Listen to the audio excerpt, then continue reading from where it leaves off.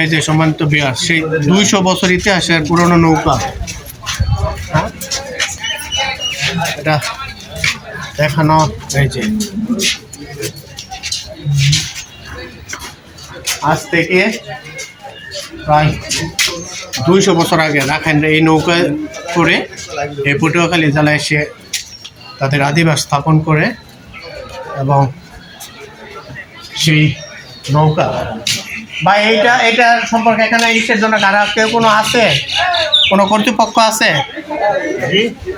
এখানকার, কে দায়িত্বপ্রাপ্ত কেউ আছে? আচ্ছা, এই 200 বছর আগেকার নৌকা, এটা 200-র উপরে। এই নৌকা দিয়ে তো রাখেন এখানে সে আগে আদিবাসী মানে আদিবাসী আসতো এখানে, মায়ানমারের তৈরি। এটা কি অ্যাকচুয়ালি এটা দিয়ে সবাই আস্তে আস্তে আসতো না, এটা শুধু একবারই আসছে না, এই নৌকাটা ব্যবহার করে তারা এখানে আসতো। ওই নৌকাটা ওখান থেকে নিয়ে এখানে এসে তার তো বসবাস করতো এখানে, কবলে করে আটকে গেছে। আর ওখানে পরে এটা এখানে থেকে গেছে না, এটা মালিক খনন করে উদ্ধার করা হয়েছে। 2 মাস লাগছে খনন করতে, 2 মাস লাগছে। এটা মাটিতে আটকে ছিল না, পরে 2 মাস লাগছে এটা মাটি থেকে খুঁড়ে বের করে, আবার 2 মাস লাগছে এখানে। এখন এটা সরকারিভাবে সংরক্ষণ করে না, প্রত্নতত্ত্ব অধিদপ্তর বিভাগ এটা এখন সংরক্ষণের দায়িত্বে নিয়োজিত। 72 ফুট লম্বা, 24 ফুট চওড়া, 10 ফুট 6 ইঞ্চি হাইট, 90 টন ওজন, ছোট্ট পাল তোলা জাহাজ। কেউ বলে সাধারণ শতাগারের নৌকা। আপনার নাম বলেন তো? আমার নাম মোহাম্মদ সিদ্দিক। আপনি এটা সরকারের পক্ষ থেকে সরকারের পক্ষ থেকে দেখাশোনার দায়িত্ব আছে। আচ্ছা, এটা বলছেন কত ফুট লম্বা?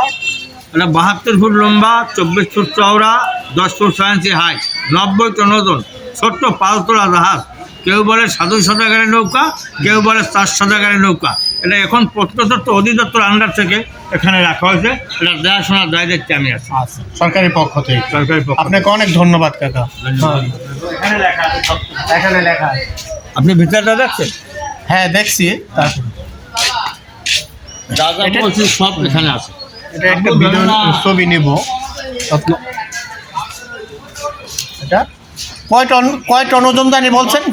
90 টন। হ্যাঁ, বিশাল আকারের সেই নৌকাটা এসে এখানে আটকে যায় কোনো একটা জ্বরের কবলে পড়ে। হ্যাঁ, এমনটাই তথ্য পেয়েছি এখান থেকে। তারপর এই আটকে পড়া নৌকাটা এখানে মাটি খুঁড়ে নিয়ে আসতে প্রায় 2 মাস সময় লাগে। এখন এটা কাঠগুলি অনেক মজবুত। আমি যদি এখানে দেখাই যে অনেক মজবুত কাঠগুলি। মনে হচ্ছিল যেহেতু 200-রও বেশি বছর আগে এমন নৌকা, এটা খুবই একটা ব্যয়বহুল নৌকা এবং বড় মাপের নৌকা ছিল। এটা আসলে আমাদের এখন যেহেতু ইতিহাস প্রত্নতাত্ত্বিক বিভাগে এটা এখন সংরক্ষণ করেন সরকারিভাবে। বিশাল নৌকা। সম্মানিত ভিউয়ার্স, এটা একেবারে কুয়াকাটা শহরের পাশে, পূর্ব পাশে।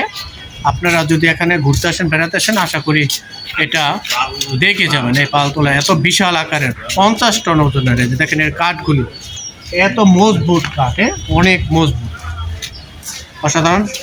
এই এত মজবুত থাকার কারণেই এত বড় ঝড়ে পড়ার পরও এই পালতোলা এই নৌকা এখনও এই অবস্থায় আছে। কাঠগুলি এখন মনে হচ্ছে যে একেবারে ভালো কাঠ এরকম।